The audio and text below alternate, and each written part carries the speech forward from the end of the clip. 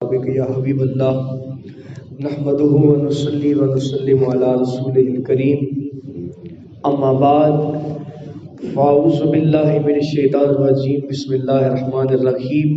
نماز کے مسائل کے عنوان سے ہم نے شروع کی ہے گفتگو، تو آج سب کی آسانی کے لیے نماز پڑھنے کا جو طریقہ ہے وہ آسان لفظوں میں بیان کروں گا۔ تو نماز کا طریقہ کار یہ ہے کہ باوضو ہوں، اچھے طریقے سے وضو کیا جائے اور قبلہ رخ ہو کر کھڑے ہو جانا چاہیے۔ اس کے بعد انسان کے دونوں پاؤں کے درمیان 4 انگلیوں کا فاصلہ ہو۔ بعض لوگ بہت زیادہ پاؤں کھول لیتے ہیں، یہ خلاف سنت ہے۔ علماء کرام ارشاد فرماتے ہیں کہ دونوں پاؤں کے درمیان 4 انگلیوں کا فاصلہ ہونا چاہیے، اس سے زیادہ نہ ہو۔ پھر دونوں ہاتھ کانوں تک اٹھائے اس طرح کہ انگلیاں جو ہیں وہ کھلی ہوں اور قبلہ کی جانب ہوں، اور کانوں کے ساتھ انگوٹھے کے یہ جو ہے حصہ یہ لگائیں کانوں کی لو کے ساتھ۔ بعض لوگ کو یہاں تک اٹھا لیتے ہیں، کوئی یہاں تک اٹھا لیتے ہیں، نماز اس سے بھی ہو جاتی ہے، یہ نہیں ہے کہ اس سے نماز نہیں ہوتی، لیکن یہ خلاف سنت ہے۔ سنت عمل کیا ہے کہ انگلیاں کشادہ ہوں اور یہ انگوٹھا جو ہے یہ کانوں کے لو کے ساتھ لگایا جائے اور پھر ہاتھ باندھے جائیں۔ اب ہاتھ باندھنے کا طریقہ کیا ہے، یہ میں نے پہلے بھی عرض کیا تھا کہ دائیں ہاتھ کی ہتھیلی جو ہے وہ بائیں ہاتھ کی کلائی کے اوپر رکھی جائے اور 3 انگلیاں سامنے ہوں، چھوٹی انگلی اور انگوٹھے کا حلقہ بنا کر اس کلائی پر باندھا جائے اور یوں ناف کے نیچے ہاتھ رکھا جائے۔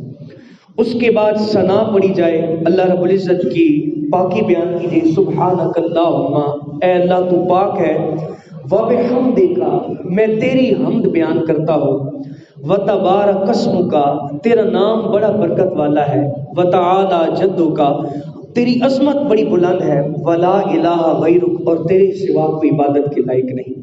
پھر اس کے بعد تعوذ پڑھے، یعنی اعوذ باللہ من الشیطان الرجیم بسم اللہ الرحمن الرحیم پڑھے، اور اس کے بعد سورہ فاتحہ، سورہ الحمد جسے ہم کہتے ہیں، یہ آمین تک پڑھے۔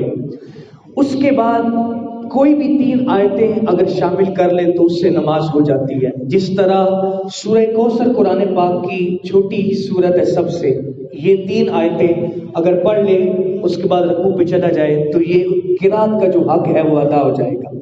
یا کوئی ایسی آیت پڑھ لے جو 3 آیتوں کے برابر ہے، جیسے وہ آیت ہے سبحان ربک رب العزت عما یصفون وسلام علی المرسلین والحمد للہ رب العالمین، یہ اگر ایک آیت بھی پڑھ لے تو یہ چھوٹی 3 آیات کے برابر ہے، اس سے قرات کا حق ادا ہو جائے گا۔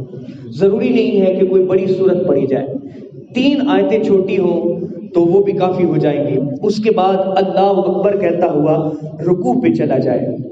اب رکوع پہ کھڑے ہونے کا طریقہ کار کیا ہے کہ جو دونوں ہتھیلیاں ہیں وہ گھٹنے کے اوپر ہوں اور انگلیاں اس وقت بھی کشادہ ہوں۔ بعض لوگ گھٹنوں کو اس طرح پکڑتے ہیں، یعنی انگلیاں سائڈ پہ ہو جاتی ہیں، یہ غلط طریقہ کار ہے۔ طریقہ کار یہ ہے کہ انگلیاں جو ہیں وہ بالکل اس گھٹنے پر پھیلی ہوئی ہوں، جیسے کسی نے پکڑا ہوا ہو گھٹنے کو، اور اتنا جھکنا چاہیے۔ علماء کرام فرماتے ہیں کہ اگر آپ کی پشت پہ پانی کا پیالہ رکھا جائے تو وہ گرے نہیں، اس طرح انسان کی پشت میں جو ہے وہ ہموار ہونی چاہیے، اس کی پشت برابر ہونی چاہیے، اور سر جو ہے وہ بہت جھکا ہوا بھی نہ ہو اور بہت اٹھا ہوا بھی نہ ہو۔ اس وقت 3 تسبیحات پڑھنی چاہیے، سبحان ربی العظیم، اللہ تعالیٰ کی یہ پاکی 3 مرتبہ بیان کرنی چاہیے، زیادہ بھی کر سکتے ہیں، لیکن سنت عمل کیا ہے کہ 3 مرتبہ سبحان ربی العظیم کہے۔ بعض لوگ بڑی جلدی میں جاتے ہیں اور رکوع کرتے ہیں، اور جو تھوڑی دیر رکنا ہوتا ہے وہ بھی نہیں رکتے، تو اس سے جو ہے وہ رکوع کی روح نصیب نہیں ہوتی، رکوع کی روح حاصل نہیں ہوتی۔ تو اس لیے اطمینان کے ساتھ کھڑے ہوں، اور انسان کی نگاہ جو ہے وہ رکوع کے دوران اس کے پاؤں کے انگوٹھے پر ہونی چاہیے، کہیں دائیں بائیں نہ ہو، پاؤں کے انگوٹھوں پر جو ہے وہ رکوع کے دوران انسان کی نگاہ ہونی چاہیے، اس کی نظر ہونی چاہیے، اور یہ تسبیحات پڑھے اور پھر سمی اللہ لمن حمدہ کہتا ہوا کھڑا ہو جائے۔ اگر امام کے پیچھے پڑھ رہا ہے تو امام کہے گا، اس نے بدلے میں ربنا لک الحمد کہنا ہے، اور اگر تنہا پڑھ رہا ہے تو پھر اس نے پورا خود کہنا پڑے گا۔ تو اس کے بعد جب رکوع سے کھڑا ہو تو کچھ دیر وقف کرے، یہ نہ ہو کہ کھڑا بھی پورا نہ ہو اور سجدے میں چلا جائے، یہ طریقہ کار غلط ہے۔ پورا کھڑا ہو ایک مرتبہ، اس کے بعد اللہ اکبر کہتا ہوا سجدے میں جائے گا۔ اور اس کا طریقہ کار کیا ہے کہ پہلے سجدے میں جاتے ہوئے گھٹنے رکھے، پھر ہاتھ رکھے، اور اس کے بعد ان دونوں ہاتھوں کے درمیان اپنا ناک رکھے۔ لوگ ایسا کرتے ہیں کہ پہلے سیدھا ہاتھ رکھ دیتے ہیں پھر گھٹنے رکھتے ہیں، یہ طریقہ کار غلط ہے۔ سجدے میں جاتے ہوئے زمین پر پہلے گھٹنے ٹیکیں، اس کے بعد دونوں ہاتھ ٹیکیں، اور پھر ان دونوں ہاتھوں کے درمیان جو ہے وہ اپنا ناک اور پیشانی رکھیں۔ اور علماء کرام طریقہ کار یہ بیان کرتے ہیں کہ انسان کے دونوں پاؤں کی جو انگلیاں ہیں ان کا جو درمیان کا حصہ ہوتا ہے، جو درمیان کا پیٹ ہوتا ہے جسے انگلیوں کو کہتے ہیں، وہ زمین پر جمے ہوئے ہونے چاہیے۔ بعض لوگ انگلیاں پیچھے نکال دیتے ہیں، یہ طریقہ صحیح نہیں ہے۔ طریقہ کار کیا ہے کہ سجدے میں جب ہوں تو تمام انگلیوں کا پیٹ جو ہے وہ زمین پر جمع ہونا چاہیے اور ان کا رخ قبلہ کی جانب ہونا چاہیے۔ تو اس صورت میں پھر انسان کی پیشانی بھی زمین پر صحیح لگے گی اور اس کے ناک کی جو ہڈی ہے وہ بھی صحیح لگے گی، اور اس طرح سجدہ جو ہے وہ کامل طریقے سے ادا ہوگا۔ وہاں پہ پھر تسبیحات 3 مرتبہ پڑھے، سبحان ربی الاعلیٰ، پھر اٹھے قامہ کرے۔ اسی کے کہتے ہیں 2 سجدوں کے درمیان جلسہ، اسے کہتے ہیں 2 سجدوں کے درمیان بیٹھنا۔ یہ بھی بعض لوگ بڑی جلدی سے اسے چھوڑ دیتے ہیں، پوری طرح بیٹھتے نہیں ہیں۔ تو طریقہ کار کیا ہے کہ 2 سجدوں کے درمیان صحیح طرح بیٹھا جائے اور پھر دوسری سجدے کے لیے جایا جائے۔ اب اسی طرح جب دونوں سجدے کر کے نئی رکعت شروع کرے گا تو وہ بسم اللہ الرحمن الرحیم سے شروع کرے گا، اعوذ باللہ اس میں نہیں پڑھے گا، پھر الحمد پڑھے گا اور پھر اس طرح سورت شامل کرے گا، اور اسی طرح تمام رکعتیں پڑھے گا۔ لیکن فرض کی جو تیسری اور چوتھی رکعت ہوتی ہے، اس میں آپ سب جانتے ہیں کہ الحمد شریف کے بعد قرات نہیں کی جاتی ہے، چاہے تنہا پڑھ رہے ہوں، امام کے پیچھے تو کرنی ہی نہیں ہے قرات، لیکن اگر تنہا پڑھ رہے ہوں تو سورہ فاتحہ مکمل کرے گا، اس کے بعد کوئی سورت نہیں ملائے گا بلکہ رکوع میں جائے گا۔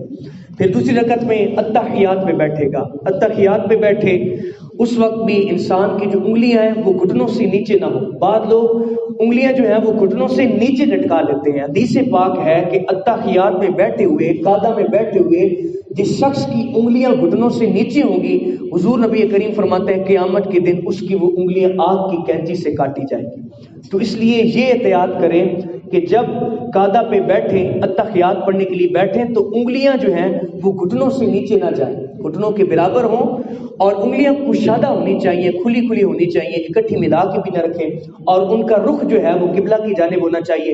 اور اس وقت جو ہے پھر التحیات للہ والصلوات والطیبات یہ دعا پڑھی جائے۔ اس میں اللہ تعالیٰ کی پاکی بیان کی گئی ہے کہ تمام تحیتیں اور تمام پاکیاں، تمام نمازیں اللہ تعالیٰ کے لیے ہیں، اور رسول کریم صلی اللہ علیہ وسلم پر سلام بھیجا جاتا ہے، حضور صلی اللہ علیہ وسلم پر اور صالحین پر، نیک لوگوں پر، اور اس بات کی گواہی دی جاتی ہے کہ اللہ تعالیٰ کے سوا کوئی عبادت کے لائق نہیں، اور اللہ تعالیٰ ہی تمام عبادتوں کے لائق ہے۔ پھر جب التحیات میں اشہد ان لا الہ الا اللہ پہ پہنچے، اس وقت علماء کرام فرماتے ہیں کہ اشہد ان لا کا لفظ جب آئے تو پھر یہ انگوٹھے اور باقی انگلیوں کا حلقہ بنانا چاہیے، اور جو شہادت والی انگلی ہے اسے اٹھانا چاہیے۔ اس کا طریقہ اٹھانے کا اور رکھنے کا وقت کیا ہے کہ لا پہ اٹھایا جائے، اشہد ان لا الہ الا اللہ، اللہ پہ جب پہنچے تو پھر نیچے رکھ دینا چاہیے۔ بعض لوگ ایسا کرتے ہیں کہ جب یہ انگلی اٹھاتے ہیں تو پھر اسے اسی طرح پوری رکعت میں رکھتے ہیں، یہ غلط طریقہ کار ہے۔ علماء کرام فرماتے ہیں جب اللہ کا لفظ آئے لا پہ اٹھانی ہے، اور جب اللہ کہنا ہے تو پھر پورا ہاتھ سیدھا کر لینا ہے، پھر اسے انگلیاں فولڈ نہیں کرنی، پھر سیدھا کر لینا ہے، انگلیاں پہلے کی طرح قبلہ کی جانب ہو جانی چاہیے۔ پھر اسی طرح عبدو رسول تک مکمل پڑھے، درود پاک پڑھے حضور صلی اللہ علیہ وسلم پر، جس میں حضور پر درود بھیجا گیا ہے، حضور کی آل پر درود بھیجا گیا ہے، حضرت ابراہیم علیہ السلام پر درود بھیجا گیا ہے۔ تو درود پاک مکمل پڑھنے کے بعد دعا پڑھی جاتی ہے رب اجعلنی مقیم الصلاۃ والی، اسے مکمل پڑھے، اور اس کے بعد جب سلام پھیرے تو سلام پھیرتے ہوئے میں نے بعض لوگوں کو دیکھا ہے وہ پیچھے دیکھنا شروع ہو جاتے ہیں کہ کتنے لوگ بیٹھے ہیں، یہ غلط طریقہ ہے، اس سے سلام نہیں ہوتا۔ سلام جو ہے اس کا طریقہ کار یہ ہے کہ انسان کی نگاہ اپنے اس کندھے پہ ہونی چاہیے اور بائیں جانب پھیرتے ہوئے بائیں کندھے پہ ہونی چاہیے، اور نیت یہ ہونی چاہیے کہ یہ جو میں سلام کر رہا ہوں یہ سلام میں اپنے کندھوں پہ موجود فرشتوں کو کر رہا ہوں۔ پھر جو امت پہلے رخصت ہو گئی ہے انہیں کر رہا ہوں، اور رسول کریم صلی اللہ علیہ وسلم کو کر رہا ہوں۔ تو ان تین ہستیوں کی، ان تین لوگوں کی جو ہے وہ نیت ہونی چاہیے، فرشتوں کی، رسول اللہ کی ذات کی، اور امت کی صالحین کی۔ دونوں جانب کے سلام پھیرے، دائیں بائیں اور نظر نہ جائے، صرف انسان کی کندھے پر نظر ہونی چاہیے۔ یہ ایک مختصر سا طریقہ ہے نماز کا، تو اس کا خیال کیا کرے، نماز میں جو ہے سستی نہ ہو، انسان اس کے ارکان کو صحیح طریقے سے ادا کرے، کیونکہ نماز اللہ کی بندگی ہے، اللہ تعالیٰ کی عبادت ہے، اور اللہ تعالیٰ کی عبادت پورے اہتمام کے ساتھ ادا کرنی چاہیے۔ ہم دنیا کے کسی مجلس میں جاتے ہیں تو بڑے اہتمام کے ساتھ، بڑی تیاری کے ساتھ جاتے ہیں کہ وہاں پر ہماری ملاقات بڑے بڑے لوگوں سے ہوگی، بڑی بڑی ہستیوں سے ہوگی۔